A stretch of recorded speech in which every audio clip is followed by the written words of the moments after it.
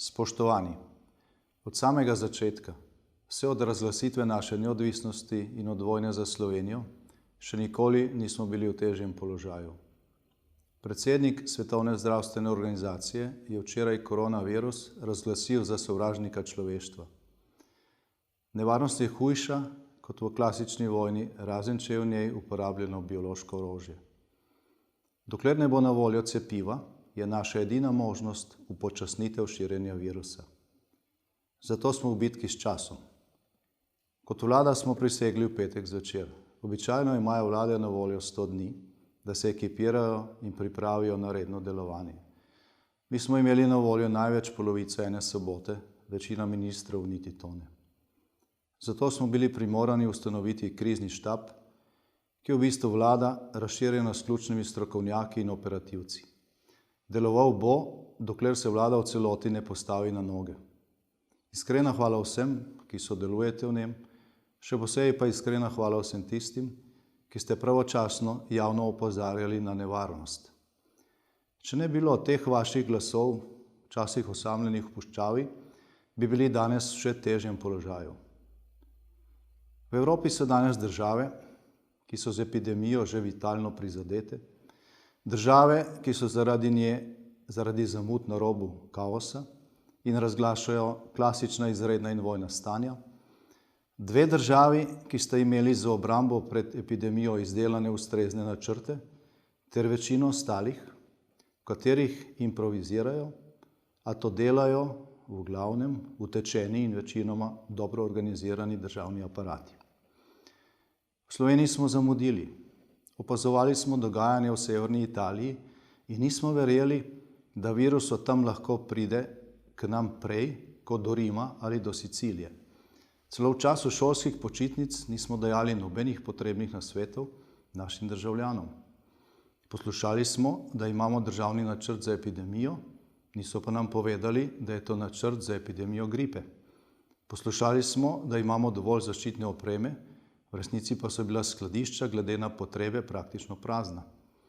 Niso obstajali niti seznami potreb na državni ravni, niti skupni načrti nabav, niti enotna mnenja stroke.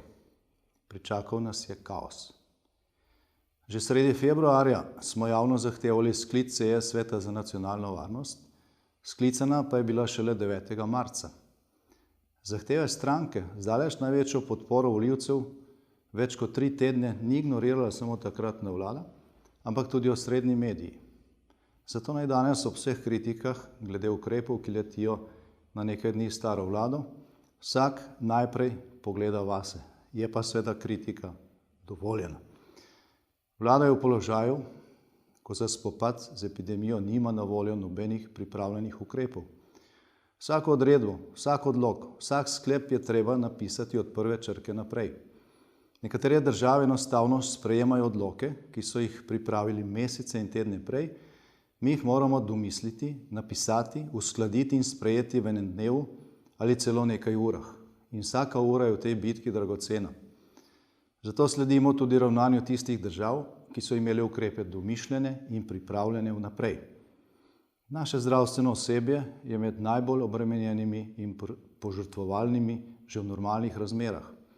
Sedaj smo mi na vrsti, da jim damo potreben čas, da se dodatno reorganizirajo, da vpokličejo rezerve, da lahko priskrbimo dodatno zaščitno opremo, medicinsko opremo in zdravila.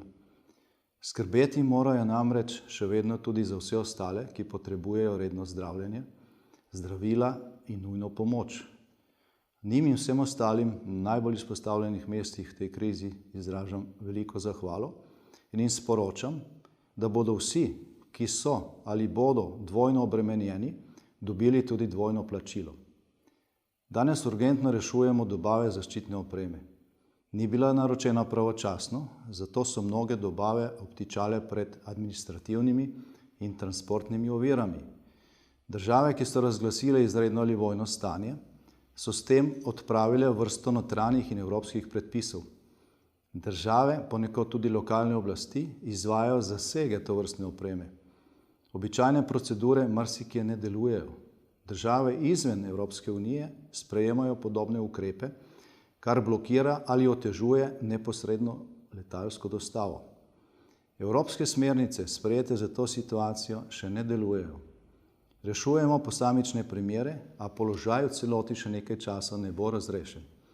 Zato bomo še nekaj dni primorani nadaljevati z zbiranjem notranjih rezerv in jih usmerjati po najnujnejših prioritetah. Zaganjamo tudi lastno proizvodnjo, podobno ravnajo praktično vse države. V razmeroma kratkem času bo v Evropi in pri nas na voljo dovolj zaščitne opreme, končno pri njeni izdelavi ne gre za vesoljsko tehnologijo. Zato se osredotočamo na zagotovitev dodatne kritične medicinske opreme in zdravil, kar bo srednjeročno zahtevnejši izziv. Delamo vse, da bi ga zmogli. Nekateri ukrepi, kot na primer popolna prepoved javnega potniškega prometa in omejitev nekaterih drugih dejavnosti, se bodo lahko v prihodnjih tednih, ko bo zaščitne opreme dovolj in bodo predpisani natančnejši postopki, tudi delno omilili. Blagovne rezerve hrane in drugih potrebščin so znatne in jih bomo še dopolnjevali. Slovensko kmetijstvo tudi veliko zmore. Ne bomo lačni. Tovorni promet bo vsaj deloma tekel tudi v kriznih razmerah, prav tako proizvodnja mnogih drugih potrebščin. Vsem delavcem in podjetnikom, ki tudi v teh časih ohranjate proizvodnjo, za to iskrena hvala. Spoštovani, spopad z epidemijo terja poleg že sprejetih tudi bolj dolgoročne ukrepe, predvsem finančne in gospodarske narave, ki jih je vlada začela pripravljati že včeraj. Cilja tega kombiniranega koronazakonskega paketa sta dva. Prvič, zagotoviti vse možne potenciale za uspešen spopad z epidemijo in drugič, zagotoviti vsem vam in gospodarstvu finančno blazino za prebroditev krize. Evropska centralna banka je včeraj s svojimi odločitvami ustvarila dovolj velik manevrski prostor, da bo lahko naša vlada sedaj ukrepala pravočasno in učinkovito. Vedeti moramo, da smo ljudje tudi bistveni del ekonomskih procesov in da sta človek in gospodarski tokovi dve plati istega kovanca. Kljub temu pa je v tem trenutku krize jasno, da mora imeti absolutno prednost zdravje in življenje ljudi. Seveda bomo v tej naglici delali tudi napake. V tej situaciji in tem stanju pripravljenosti se temu ni mogoče izogniti. Opozarjajte nas nanje in sproti jih bomo popravljali. Na zadnji seji Sveta za nacionalno varnost smo vsi politični dejavniki v Sloveniji dosegli visoko stopnjo soglasja o potrebnosti sodelovanja za hitro in učinkovito ukrepanje. Zahvaljujem se vsem, ki so k temu prispevali in ki nadaljujejo po tej poti. Konstruktivna, obojestranska pripravljenost za sodelovanje pri sprejemanju zakonskih ukrepov v Državnem zboru je ena od najpomembnejših garancij za uspešen spopad z epidemijo. Kriza nas je zajela v trenutku, ko so nekateri najvitalnejši instrumenti države za njeno obvladovanje kadrovsko izjemno osiromašeni. Slovenska vojska bo zato v prihodnjih dneh začela popolnjevati svoje enote s prostovoljno rezervo v skladu z obstoječo zakonodajo. Vsi, ki obvladate vojaška znanja in veščine in ne delate na nujnih delovnih mestih, vabljeni, da se prostovoljno pridružite skupnim naporom za zagotavljanje splošne varnosti. Ob koncu bi se želel še enkrat iskreno zahvaliti zdravstvenemu osebju, zdravnikom, sestram, delavcem v laboratorijih, ordinacijah, domovih za ostarele, delujoči proizvodni in javnih službah, vsem, ki ste pregorevali ob reorganizaciji ključnih sektorjev zdravstvenega sistema, ki ste ob nejasnih navodilih ohranjali mirno kri in delovali zbrano in osredotočeno. Velika in iskrena hvala tudi vsem županom občin, ki ste preko vikenda in teh nekaj dneh uredili na tisoče stvari, od varstva za tiste, ki jih nujno potrebujemo, do dodatnih zaščitnih ukrepov na tistih mestih, kjer se zbirajo najbolj ranljive skupine ljudi v času te epidemije. Posebna zahvala županu občine Šmarje, ki je prevzel nase odgovornost in zaprl šolo, ko je bilo to potrebno in s tem zaščitil zdravje naših najmlajših. Zahvala gre civilni zaščiti širom po državi, vsem članom kriznega štaba, ki so se brez oklevanja odzvali na mojo prošnjo za sodelovanje. Hvala vsem sodržavljankam in sodržavljanom, prostovoljcem, ki ste se organizirali v okoljih, v katerih živite in ponudili pomoč starejšim in bolnim, ki so najbolj ogroženi. Človeška solidarnost je danes na preizkušnji. Vesel sem, ker vidim, da bo v Sloveniji zmagala. Spoštovani rojaki, svojo državo smo pred 30 leti ustanovili in ubranili tudi zato, da bi v njej lahko živeli svobodno. Omejevanje gibanja je v temeljnem nasprotju z bistvom našega življenja in hotenja. Toda v tem trenutku je nujno, če želimo rešiti mnoga življenja.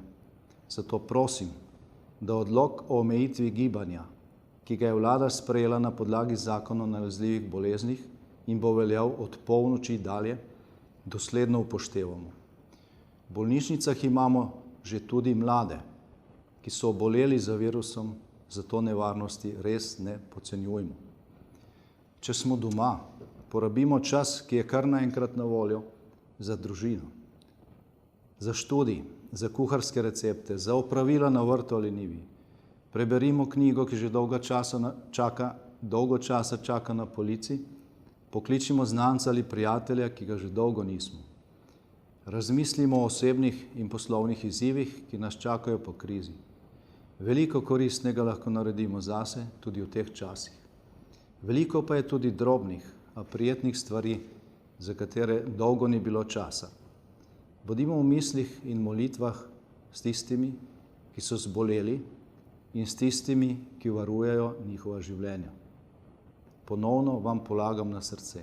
Najbolj nujno je, da se zavemo, da tudi najbolj drastični ukrepi ne bodo zalegli, če se ne bomo zavedali, da je vsak izmed nas tako del problema, kot del rešitve.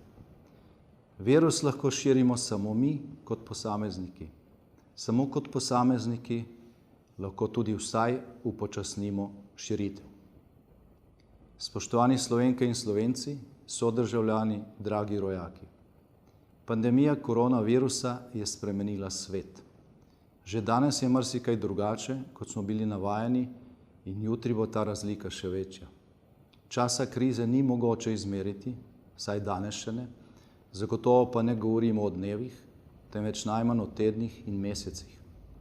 A če bomo res vsi storili vse, kar je potrebno, potem bomo to nevarnost v vsakem primeru skupaj uspešno premagali in nekoč bomo lahko spet normalno živeli. Lepo pozdravljeni, ostanite zdravi in varni.